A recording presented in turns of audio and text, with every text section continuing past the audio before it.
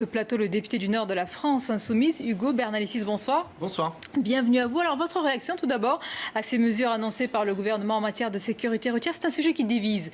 Et en particulier, cette limitation de la vitesse à 80 km/h sur les axes secondaires. Est-ce que vous approuvez la décision du gouvernement? Certains disent que ce sont des décisions radicales, voire courageuses.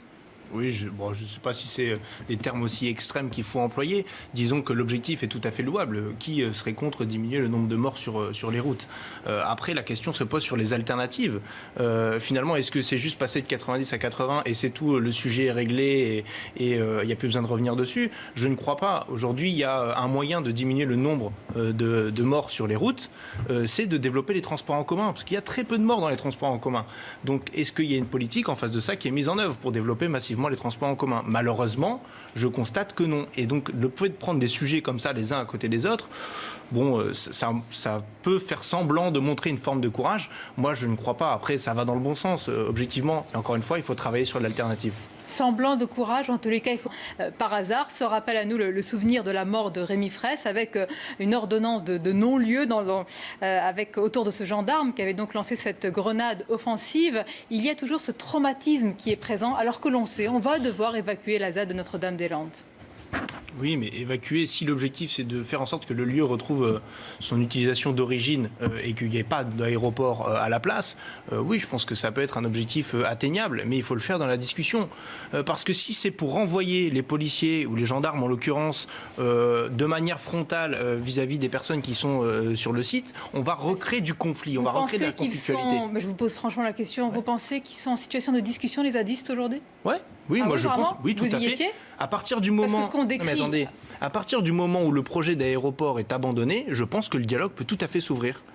Mais je le crois sincèrement. En tout cas, mais ceux qui sont sur place, pour le moment, disent quelle que soit la décision qui est prise, nous ne comptons pas partir de la ZAD aujourd'hui. Eh bien, écoutez, il faudra entamer une discussion. Ce que je sais, c'est que d'envoyer des gendarmes mobiles, c'est pas une discussion. On appelle ça un conflit. Et on appelle ça organiser le conflit. Alors, soit le gouvernement veut organiser le conflit, soit il veut organiser le dialogue. Ça dépend s'il envoie des gendarmes mobiles ou s'il envoie des représentants du gouvernement pour instaurer une discussion. Serge Raffi, c'est très difficile. Moi, j'ai le souvenir que quand on parlait de la loi antiterroriste, vous aviez parlé de la France en décrivant ce pays comme une démocrature. Une démocrature, vous n'allez quand même pas utiliser ce mot pour ce projet de loi Asile-Immigration. On verra quand on aura les éléments concrets.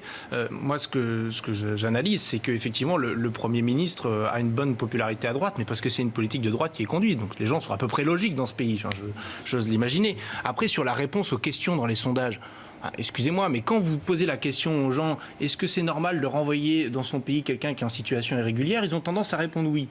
Si vous leur posez la question, est-il normal, est-il normal d'accueillir quelqu'un qui demande l'asile parce qu'il y a la guerre dans son pays, ils répondent oui aussi. Tout à fait. Vous voyez ce que je veux dire? Donc la manière de poser la question induit une partie de la réponse. Mais on pose les deux, monsieur.